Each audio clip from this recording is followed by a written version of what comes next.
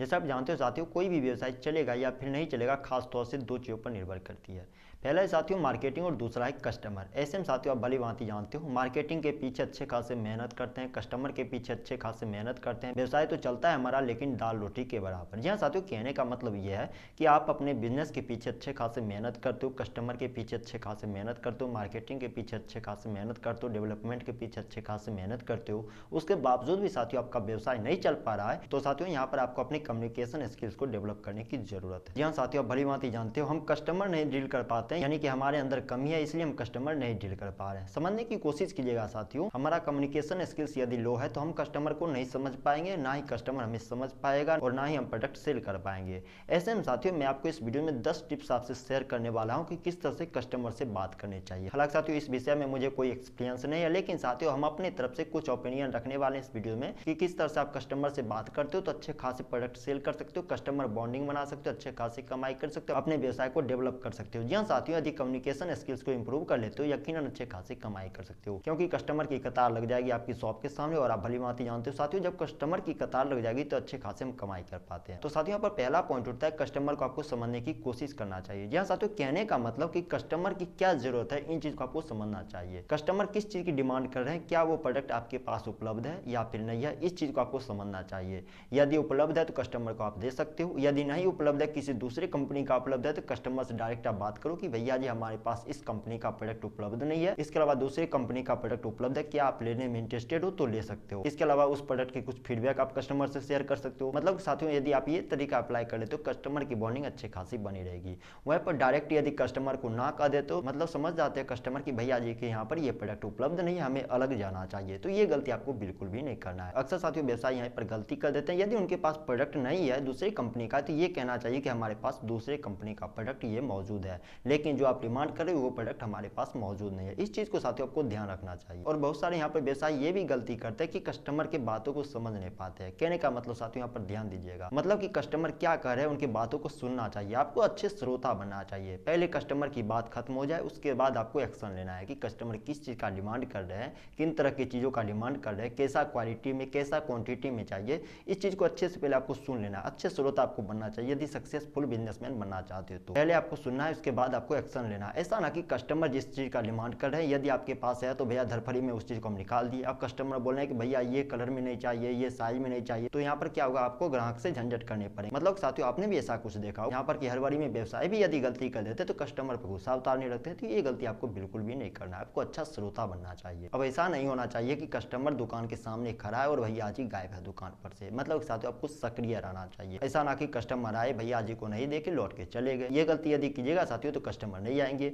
और ये गलती यदि बार बार करते और वही कस्टमर बार बार आपके शॉप पर विजिट करते, मतलब वो समझ गए कस्टमर की भैया जी दुकान पर उपलब्ध ही नहीं रहते हैं। ऐसे में साथियों आपको हर समय अपने बिजनेस में सक्रिय रहना चाहिए, चाहे छोटा कस्टमर हो बड़ा कस्टमर हो। आप भली भांति जानते हो कस्टमर भगवान का रूप होता है, इसलिए साथियों आपको इंतजार करना चाहिए। जिस तरह से आप भगवान का इंतजार करते हो उसी तरह से आपको कस्टमर का भी इंतजार करना चाहिए। हर समय अपने व्यवसाय में सक्रिय रहना चाहिए। और सबसे बड़ी बात, कस्टमर के समय को आपको ध्यान में रखना चाहिए। जी हाँ साथियों, कहने का मतलब ये हुआ कि कस्टमर यदि धरफड़ी में आ रहा है तो कस्टमर की बातों पर ध्यान दीजिए। जो प्रोडक्ट की वो डिमांड करे वो प्रोडक्ट यदि आपके पास है तो दीजिए, नहीं तो व्यर्थ में समय उनका स्पेंड मत कीजिए। मतलब साथियों कस्टमर के समय को यदि आप ध्यान में रखते हुए कस्टमर से डील कर पाते हो तो कस्टमर की कतार लग सकती है आपके शॉप के सामने। आपने भी देखा होगा साथियों कुछ ऐसे व्यवसायी को जो कि बेवजह कस्टमर की डिमांड बनाए हुए रखते हैं, बेवजह अपने शॉप के सामने कतार लगाए हुए रखते हैं, मतलब बेवजह टाइम पास करते रहते हैं, कस्टमर खड़े रहते हैं, भैया डील हो रहा है। ये गलती आपको बिल्कुल भी नहीं करना है। कस्टमर के समय को आपको ध्यान में रखना चाहिए। भैया जी यदि धरफड़ी में आ रहे हैं तो आपको धरफड़ी में ही सामान देना चाहिए। ऐसा ना कि हम टाइम पास कर रहे हैं, भैया जी कुछ बोल रहे हैं, ग्राहक कुछ बोल रहे हैं, ये करते हैं साथियों तो कस्टमर लौट जाएंगे आपके शॉप पर से। ये गलती आपको बिल्कुल भी नहीं करना चाहिए। यहाँ पर ध्यान देने वाली बात है साथियों, यदि कुछ कस्टमर आपके प्राइमरी लेवल से आपके बिजनेस से जुड़े हुए हैं, बार बार आपके शॉप पर विजिट करते हैं, तो साथियों आपको समय रहते आपको फीडबैक भी लेना चाहिए।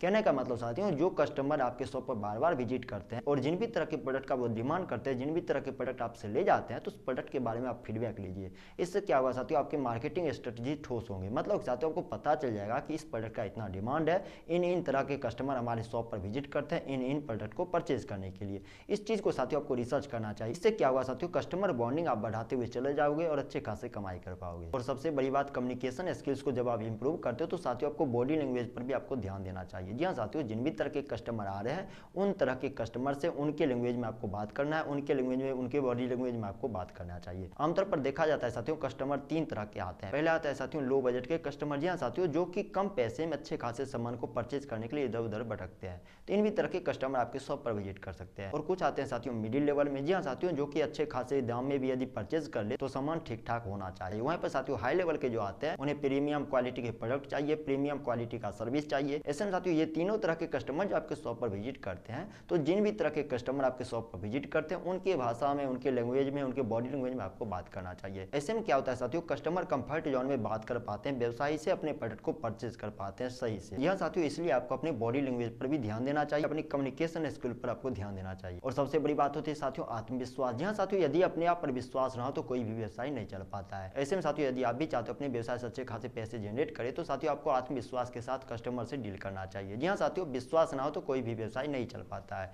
ऐसे में जो भी कस्टमर आते हैं उनसे आपको झूठ नहीं बोलना है। जिन भी तरह के प्रोडक्ट का वो डिमांड करते हैं पूरी विश्वास के साथ उनको वही प्रोडक्ट देना चाहिए। जी हाँ साथियों, आत्मविश्वास बहुत बड़ी चीज होती है, इसलिए साथियों अपने व्यवसाय को आगे बढ़ाने के लिए आपको आत्मविश्वास करना चाहिए। और साथियों आपने भी गौर किया होगा, कुछ ऐसे भी कस्टमर होते हैं जो कि व्यवसाय के सामने धड़ाधड़ अपना प्रोडक्ट की डिमांड करते हुए चले जाते हैं। और यहाँ पर क्या करते हैं व्यवसायी कि वो एक प्रोडक्ट की डिमांड किए और वो प्रोडक्ट के पीछे चले गए भैया जी प्रोडक्ट लाने। तो ये गलती आपको नहीं करना है। जो कस्टमर जिन भी तरह के प्रोडक्ट को आपको डिमांड कर रहा है उन तरह के प्रोडक्ट को आपको सबसे पहले लिस्ट बनाना है, उसके बाद आपको एक्शन लेना चाहिए। ऐसा ना कि एक प्रोडक्ट की डिमांड किए, वो प्रोडक्ट हम ला के दिए, फिर एक प्रोडक्ट की डिमांड किए, फिर एक प्रोडक्ट ला के दिए। मतलब साथियों ये सिलसिला जारी रहता है तो व्यवसायी और ग्राहक के बीच तालमेल नहीं बैठ पाती है। यानी साथियों यहाँ पर खासतौर से व्यवसायी की ही गलती होती है। जो कस्टमर सामान की डिमांड करे पहले आपको पूछ लेना चाहिए कस्टमर और क्या लेने में इंटरेस्टेड है। उन तरह के प्रोडक्ट का आपको लिस्ट बनाना है, उसके बाद आपको एक्शन लेना चाहिए। जैसा कि मैंने आपको पीछे के भाग में बताया, कस्टमर 3 तरह के हमारी शॉप पर विजिट करते हैं। ऐसे में साथियों आपको ध्यान रखना, यदि लो बजट के कस्टमर आते हैं या फिर मिडिल बजट के कस्टमर आते हैं या फिर हाई बजट के कस्टमर आते हैं, ऐसा ना कि कस्टमर प्रोडक्ट की डिमांड करते जा रहे हैं, आप उब जा रहे हो कि क्या क्या प्रोडक्ट डिमांड कर रहे हैं। ये गलती आपको बिल्कुल भी नहीं करना है। आपको प्रॉपर्ली ढंग से पहले एक लिस्ट बना लेना कि कस्टमर क्या क्या कहने में इंटरेस्टेड है, किन तरह के प्रोडक्ट लेने में इंटरेस्टेड है। यानी कि कस्टमर की बातों को खत्म होने दीजिए, उसके बाद अपनी राय रखिए। तो साथियों कुल मिलाकर देखा जाए इस वीडियो में मैंने 10 टिप्स आपसे शेयर किया। हालांकि साथियों मुझे इस विषय में कोई भी एक्सपीरियंस नहीं। यदि आपको कोई भी टिप्स अच्छा लगा हो तो नीचे कमेंट बॉक्स में अपना राय जरूर बताइएगा। साथियों यदि अभी तक आप इस वीडियो पर बने हुए तो इस वीडियो को शेयर कीजिए उन बेरोजगार भाइयों तक जो कि यूट्यूब पर तरह तरह के बिजनेस आइडिया संबंधी वीडियो सर्च करते हैं, देखते हैं, समय बर्बाद करते हैं, पैसे बर्बाद करते हैं, उसके बाद अपने व्यवसाय को यदि स्टार्टअप करते हैं